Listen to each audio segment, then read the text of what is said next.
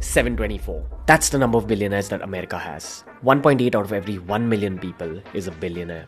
That means out of 50 lakh people, 9 people become billionaires. Imagine starting off as a newspaper boy, then becoming a door-to-door salesman, then becoming a stock trader, then becoming an internationally respected billionaire. That's Warren Buffett. Imagine starting off as a grocery store clerk and becoming a television billionaire. That's Oprah Winfrey. A cook in McDonald's to owning Amazon. That's Jeff Bezos. A teacher to a media career worth $6.2 billion. That's Star Wars creator George Lucas. There's nothing that separates these people's stories from yours. Of course, centuries of colonization and the alteration of our education system by the British has left us socially engineered. That means young Indians everywhere have been brought up in a society that constantly tells you, you aren't good enough. Why? Because that's what our conquerors wanted us to believe. It's time Indian kids change their mentality. America may have done a lot of wrong, but the one thing it's done right is that it's become a land of dreams, of opportunity. A land with countless success stories and inspirational people. If you scan all American success stories, it boils down to just a few points. These are the 4 most important things you've got to learn if you dream of becoming a billionaire. Bro, everyone can't be a billionaire here. Actually, I think everyone can if they put their heart to it. These are 4 mindset shifts that we can learn directly from the USA. Rule 1. Think big. Fucking big. Go watch this movie. It's about the guy who built McDonald's, not the guys who founded it. That's Richard and Maurice McDonald. It's about the guy who helped it scale. The founder is about Ray Kroc, who didn't really found McDonald's, but who went to the 2 founders and urged them to think of scale. Ray Kroc was 52 years old and he hadn't found great success in life. But when he discovered the work of the McDonald brothers, he saw potential to scale. And that's the first lesson of any business. If you truly have something that people want to buy, then think of how far you can take it. Most Indian businesses usually think of selling only within the country. But why not the world? Nike sells to the world, Apple sells to the world, McDonald's sells to the world. Have a very, very large vision. Businesses are built in the mind before they're built in the real world. So whatever you're trying to build, make sure it adds value to people's lives. Make sure it makes their lives easier, or make sure it makes it more enhanced. Then ask yourself how you can scale. Ray Kroc expanded from 1 McDonald's outlet that he opened in Illinois to 7,500 outlets in the USA and 31 outside the US at the time of his death. Today, McDonald's has close to 39,000 outlets all over the world. Rule 1, think fucking big. Rule 2, learn how to sell that big. Rule number 2, sales and marketing. I'm loving it. Just do it. Because you're worth it. I've traveled extensively in America and the products that you get there are fantastic, but they aren't as good as the ads show you. Between Adidas, Nike and Puma, most of us would choose Nike. Because we believe in what the brand has made us believe since our childhoods. Nike doesn't sell shoes or clothes. They sell an ideology. This Nike ad was one of my favorites growing up. It's shot using the perspective of a player in a match. Playing versus Ronaldo, playing against Manchester United, repping his country and living the dream.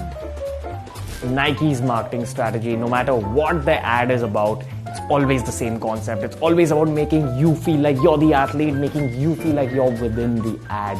It's a powerful marketing strategy that's now embedded in all our heads. When Nike markets themselves, they'll never say, "Hey, we have great shoes, bro." They'll say, be great. They'll inspire you to feel something. They'll make you love them. Then they'll make you buy them.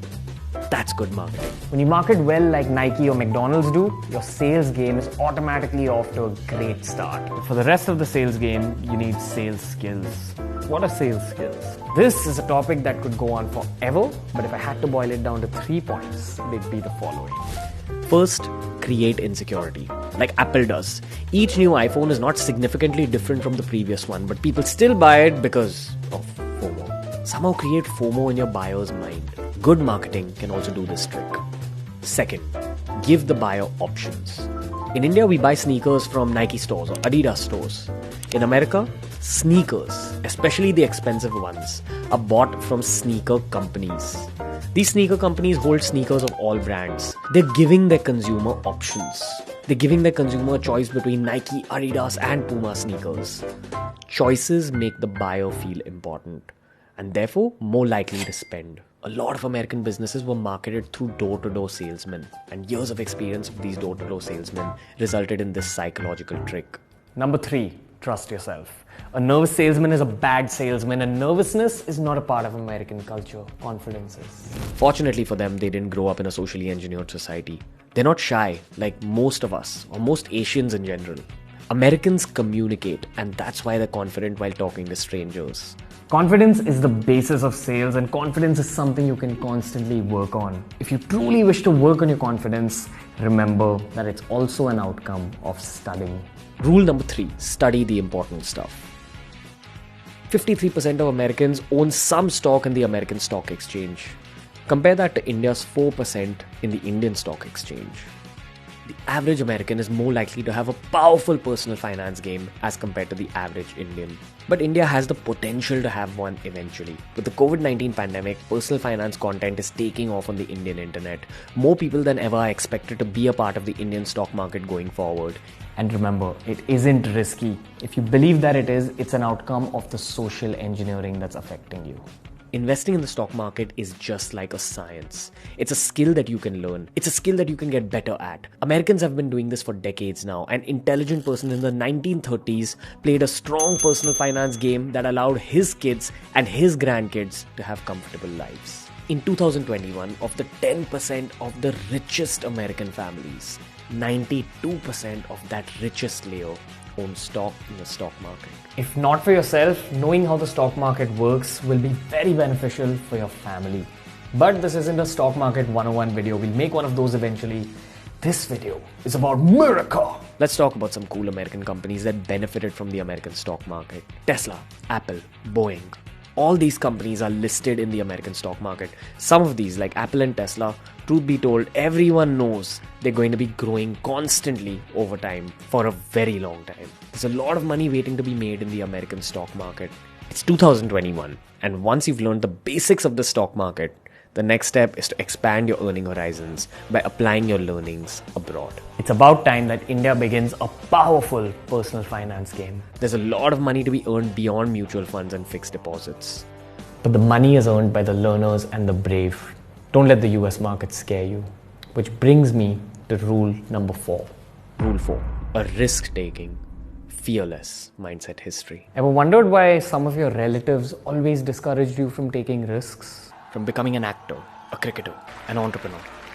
The fault lies in our history. But to understand our history, first understand American history. Who are the modern day Americans? They're all immigrants. 500 years ago, immigration began. First by the Vikings, then by Europeans from almost every European country. Then in the last 100 years by Asians, Africans, Latinos, Caribbean people, South American people, Polynesians, and of course, Indians. What's common about all these folks who shifted to the USA? They were all risk takers. Imagine saying goodbye to a stable life in the country of your birth. A life full of comfort. Every American has had an ancestor who at some point decided to risk it all and began a new journey by backing themselves and backing their abilities. Let's compare this to the average Indian mindset. Now, of course we can't generalize, but on an average, most uncles and aunties always discourage Indian kids from chasing their dreams.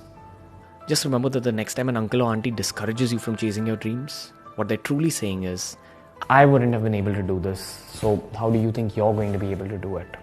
These uncles and aunties who ever discouraged you from thinking that big, firstly, forgive them. Most of them were born between 1947 and 1990, an era in Indian history where our socially engineered education system taught us to think small, taught us to think in a limited manner.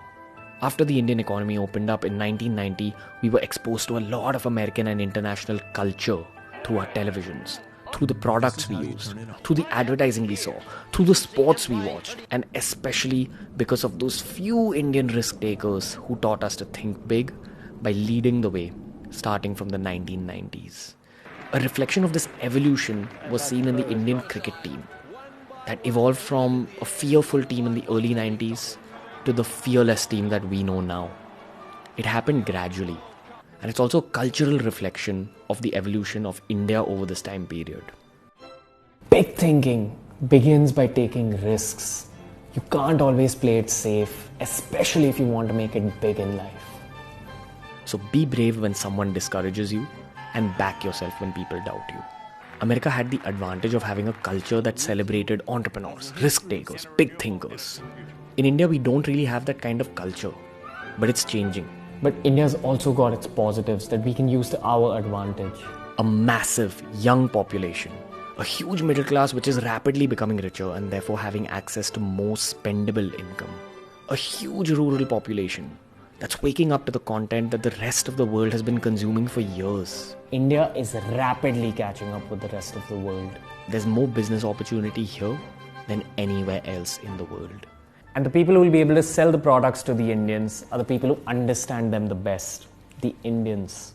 When foreigners are trying to build businesses in the country, this is the issue that they face, that they don't understand the masses as well as we do. So if you want to be a billionaire, remember, Think big, learn sales, learn and earn money, and then take that risk. You'll figure the money, you'll figure the team building, you'll figure the product, you'll figure how to build the business. But first, hit that reset button. Socially unengineer yourself and begin forming a winner's mindset.